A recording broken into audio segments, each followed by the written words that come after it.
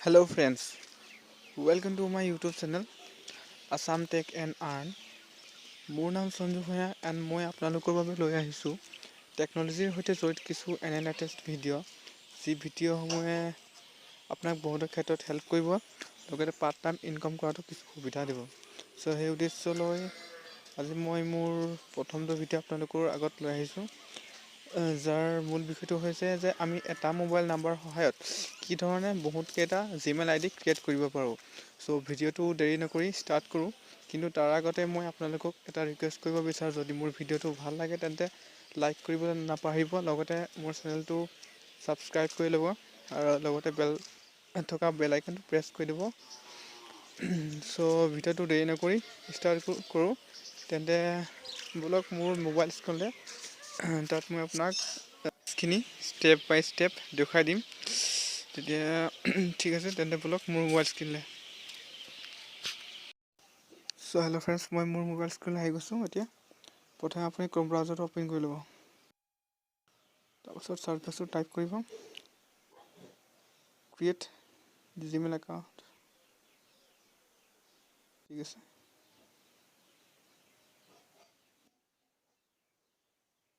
Search বক্সত type কৰিব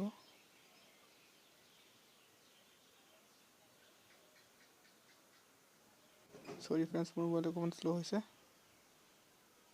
create Gmail account চাইছে, ঠিক আছে। সেইটো একাউণ্টটো টাইপ কৰাৰ পাছত ক্লিক কৰি দিব।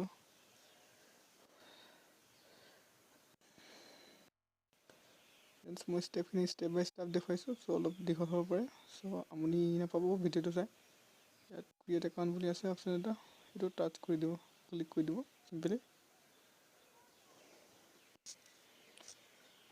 চ' মই ইয়াত ক্ৰিয়েট জিমেইল একাউণ্টত ক্লিক কৰি দিছোঁ, চাইছে, ঠিক আছে। এতিয়া ক্লিক কৰাৰ পাছত চিম্পলি আমি ইয়াত এই পেজটোত আহি গৈছোঁ। ইয়াত এতিয়া সেই ৰেড বক্সটোত চাইছে আপুনি, ইয়াত লিখা আছে create account, create N account বুলি। ইয়াত ক্লিক কৰি দিম চিম্পলি। ক্ৰিয়েট কৰি দিয়াৰ লগে লগে আমি মেইন পেজলৈ গুচি গৈছোঁ।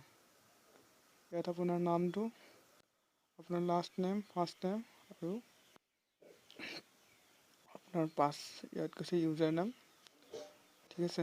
ফাৰ্ষ্ট নেম, লাষ্ট নেম, মই ফাৰ্ষ্ট নেমটো লিখি দিছোঁ মোৰ।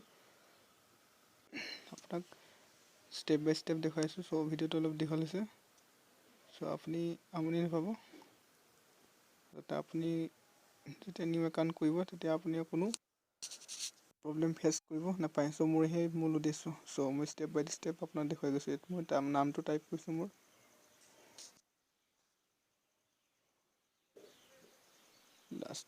লাষ্ট নেমত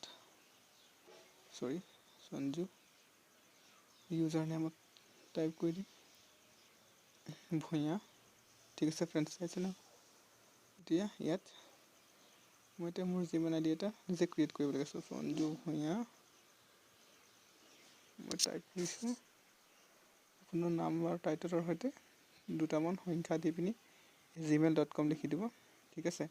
মই মোৰ এটা মোবাইল নম্বৰে সেই কেইবাটাও আপুনি জিমেইল একাউণ্ট ক্ৰিয়েট কৰিব পাৰে। চ' ফ্ৰেণ্ডছ, মই এতিয়া মোৰ অলৰেডি আগতে জিমেইল একাউণ্ট কৰি থোৱা আছে, মই এতিয়া সেই একেটা নাম্বাৰতে মই আপোনাক নিউ একাউণ্ট ক্ৰিয়েট কেনেকৈ কৰে চ' দেখুৱাই আছোঁ, ঠিক আছে। ইয়াত মই লিখি দিছোঁ চিম্পলি 789@gmail.com, ঠিক আছে। এইটো এভেইলেবল আছে gmail.com। তাৰপাছত এইটো পাছপৰ্ট, সেইটো পাছপৰ্টটো টাইপ কৰি মই চিম্পলি ইয়াত ক্লিক কৰি মোৰ জিমেইল একাউণ্টটো ক্ৰিয়েট কৰি ল'ম। পাছপৰ্ট আছে, পাছপৰ্ট এটা ক্ৰিয়েট কৰিব লাগে ষ্ট্ৰং।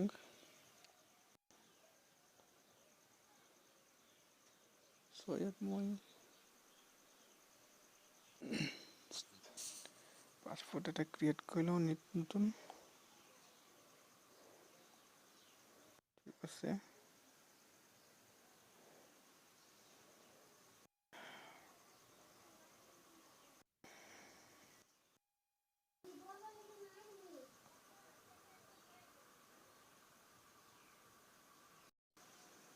ঠিক আছে, পাছপোৰ্টটো ক্ৰিয়েট কৰি আছোঁ। এইটো ছেভ কনফাৰ্ম পাছপোৰ্টটো একেই পাছপোৰ্টটো এতিয়া মই টাইপ কৰি দিম। চৰি অলপ ভিডিঅ'টো দীঘল হৈ গৈছে, আপুনি স্কিপ নকৰাকৈ পূৰা সম্পূৰ্ণ চাব, ঠিক আছে। চৰি ইয়াত মোৰ অলপ মিষ্টেক হৈছে কিবা।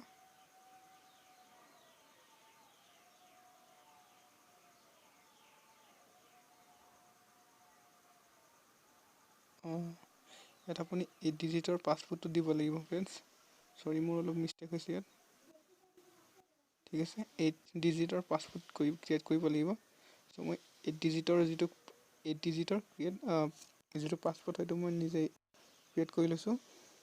আপুনিও ছেম ফ্ৰেণ্ডছ 8 ডিজিটৰ পাছপোৰ্টটো ক্ৰিয়েট কৰি ল'ব, ঠিক আছে। চিম্পলি সেইটো মই 8 ডিজিটৰ পাছপোৰ্ট এটা ক্ৰিয়েট কৰি লৈছোঁ। তাৰপিছত নেক্সট পাছত প্ৰেছ কৰিছোঁ। প্ৰেছ কৰাৰ লগে লগে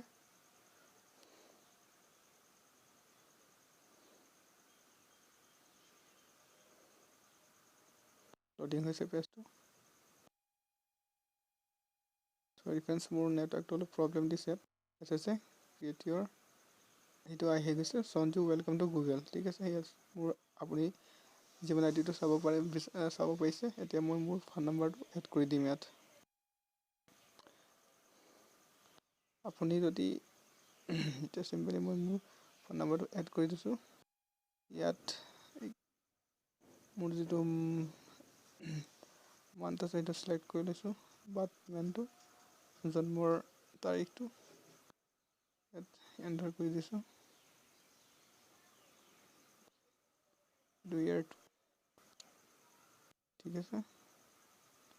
এতিয়া জেণ্ডাৰটো ছিলেক্ট কৰিছোঁ মেল। তাৰপাছত নেক্সট পাৰ্চনটো ক্ৰিয়েট কৰি দিছোঁ। পেজটো লোডিং হৈছে অলপ।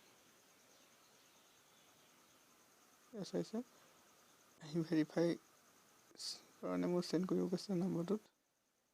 চ' মই চিম্পলি চেণ্ড বটনটো ক্লিক কৰি দিছোঁ।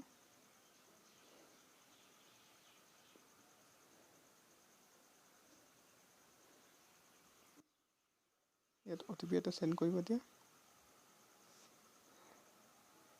চ' মই সেই OTPটো আহি গৈছে, এতিয়া মই এণ্টাৰ কৰি দিম।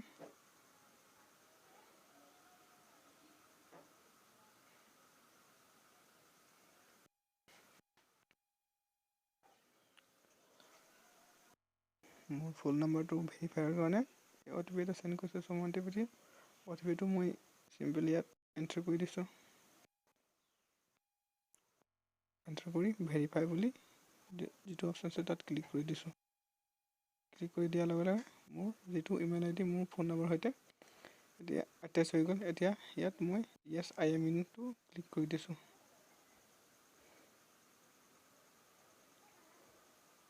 য়েছ হৈছে ইয়াত যিটো টাৰ্মছ এণ্ড কণ্ডিশ্যন সেইটো মই এগ্ৰী কৰি দিছোঁ। এগ্ৰী কৰি দিয়াৰ লগে লগে আপোনাৰ যিটো জিমেইল ID সেইটো ক্ৰিয়েট হৈ যাব। চ' ফ্ৰেণ্ডছ আপুনি সেনেকুৱা কৰি আপোনাৰ যিটো জিমেইল ID সেইটো ক্ৰিয়েট কৰি ল'ব পাৰে। চ' ভিডিঅ'টো কেনেকৈ লাগিলে প্লিজ কমেণ্ট কৰি আৰু মোৰ ক'ব। চ' ইয়াকে থেংক ইউ ফৰ ৱাচিং।